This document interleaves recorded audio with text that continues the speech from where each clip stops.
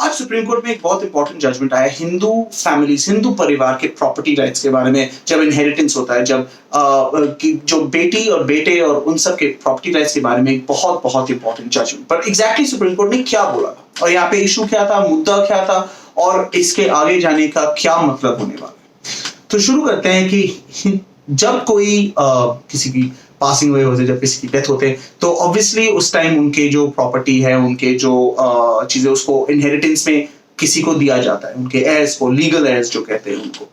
अब अगर आपने एक विल बनाया तो ऑब्वियसली विल के बेसिस पे चीजें जाते हैं, पर कुछ चीजें के लिए आप विल नहीं बना सकते। और ये सबसे इंपॉर्टेंट होता है हिंदू फैमिलीज में, हिंदू परिवार में जो जॉइंट फैमिलीज होते हैं, जो कानून में हिंदू अनडिवाइडेड फैमिली कहलाया जाता है।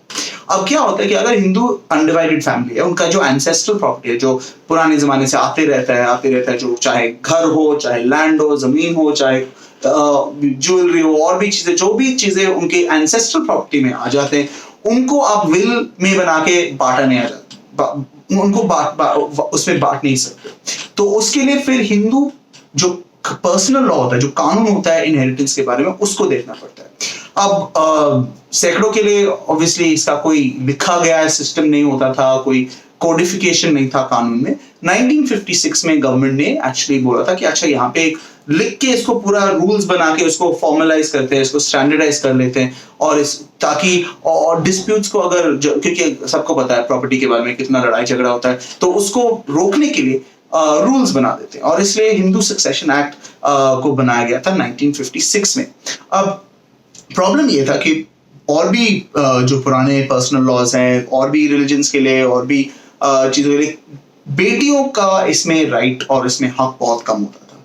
क्योंकि पुराने जमाने के टाइम से सोसाइटीज में, हर कोई भी रिलीजन में सिस्टम ये होता है कि जब बेटी शादी करके घर से निकलते तो फिर वो अब दूसरे फैमिली में गए, तो अगर उनको कुछ प्रॉपर्टी मिलने वाला है तो उनके हस्बैंड के फैमिली से, उनके पति के फैमिली से ही आने वाला है, उनके पुराने, उनके माता पिता के फैमिली से नहीं आने वाला। अब ये इसके वजह से हिंदू सक्सेशन एक्ट में भी ये प्रॉब्लम था, और बहुत सालों के लिए कोई भी राइट्स नहीं होते थे बेटियों के लिए। स्लोली इसमें अमेंडमेंट्स आते रह गए कि बेटियों के लिए भी राइट्स आ जाए, पर जो भी राइट्स भी थे उनके, वो एग्जैक्टली सेम नहीं होते थे बेटे की तरह। फिर 2005 में एक बहुत अहम अमेंडमेंट आया था, जिसमें उन गवर्नमेंट ने बोला था कि जो भी राइट्स है बेटे के, सेम राइट्स बेटी के भी होते हैं एंसेस्ट्रल प्रॉपर्टी में। जो पुराना हिंदू परिवार के, जो जॉइंट फैमिली परिवार के जो प्रॉपर्टी है, उन सब में बेटियों के भी राइट्स इक्वल होते हैं। अब ये ऑब्वियसली एक बहुत इंपॉर्टेंट चीज था जेंडर एम्पावरमेंट के लिए, डिस्क्रिमिनेशन को रोकने के लिए, और इसको बहुत अच्छी तरह से माना भी गया था कि इससे बहुत अच्छे डेवलपमेंट्स हो रहे। पर एक सवाल उठ गया था इसके बारे में कि अगर जिसकी प्रॉपर्टी, जब प्रॉपर्टी के जो देखते हैं हम तभी देखते हैं जब किसी की मौत होती है, जब किसी की डेथ होती है। पर अगर जहाँ पे मान लो कि पिताजी जो है फैमिली के, वो 2005 के अमेंडमेंट के आने से पहले मर गए, तो फिर क्या बेटियों के हक तब भी बनते?